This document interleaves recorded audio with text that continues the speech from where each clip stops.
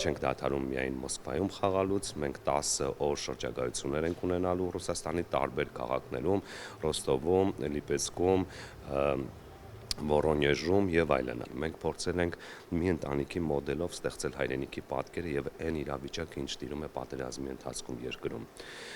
Փորձել ենք մեր հարցերով, փորձել ենք հնարավորինս մեր պատասխաններով, գաղափարներով, բարոյախրատական խորհուրդներով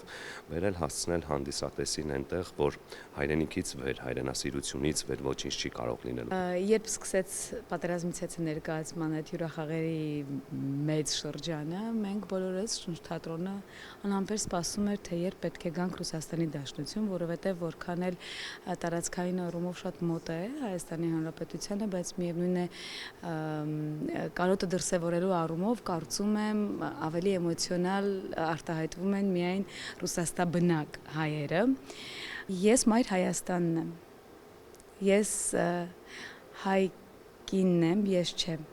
Մանեն այն կինն է, ով պատերազմի դաշտ է ուղարկում իր ամուսնուն, իր որդիներին, ով անընդհատ սպասման մեջ է։ Ես իմ սեփական փորձ ունեմ եւ մամայիցս մի փոքր, մամայիս ապրումներից եմ մի փոքր դրել։ Ես պատրաստ չեմ։ Չգիտեմ, երբ անելաների վիճակում հայտնվեմ, ինչ ոնց կպահեմ։ Պիտի խոսեմ եք։ Մամ, դավոն պիտի իմանա, որ ոչ մի բան ինչ չի ստիպել հիասթափվել իրենից։ Պատերազմից հետո բազմիցս մասնակցել է հյուրախաղերի, թե Հայաստանի սահմանների ներսում, թե Հայաստանի սահմաններից դուրս։ Պատերազմից հետո տարել ենք օրինակ Լիոն, Բելգիա, Իսպանիա, Բարսելոնա, Վալենսիա։ Իմ կերպարը շատ մոտ է ու շատ հարազատ է ինձ։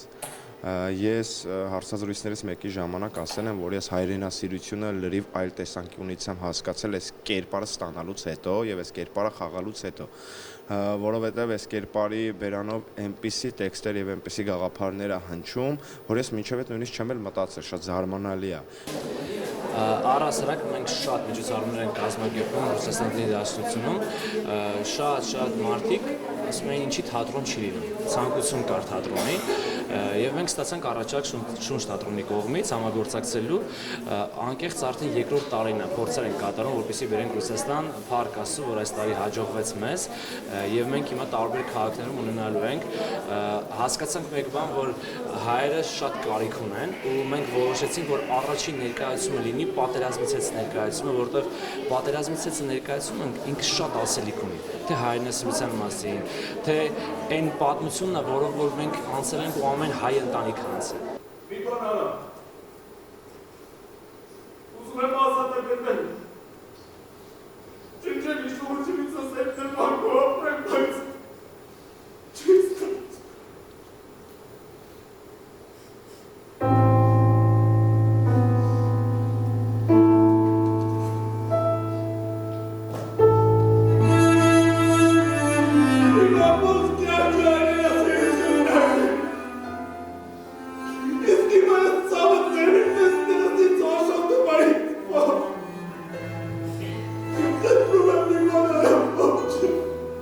Փորձելու ենք այստեղի հանդիսատեսին ներկայացնել լավագույնը, այսինքն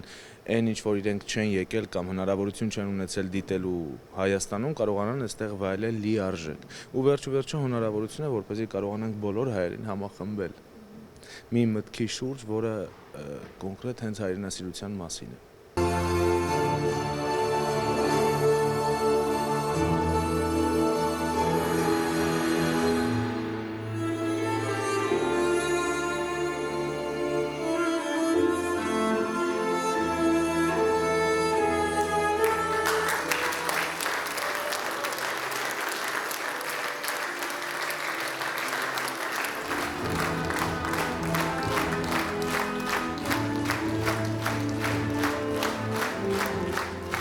Հիանալի ներկայացում էր, ինձ թվում է մեր Ղարաբաղյան այդ ցավը բոլորի սրտի մեջ է, հուզված եմ, խորհուրդ եմ տալիս, որ բոլորն այն այս ներկայացումները։ Խոնարհումս բոլոր բոլորին, բոլոր մասնակիցներին պատերազմի, խոնարհումս բոլոր այն տղաներին, ովքեր հիմա մեզ հետևում են երկնքից։ Տեսարաններ կային, որոնք ուղղակի առանց արդյունքների անհնար էր դիտել, հատկապես մոր աղոթքի տեսարանները շատ հուզիչ էին։ Շնորհակալ եմ շատ, բավականություն զգացինք, ցավացինք, ապրեցինք, հպարտացանք։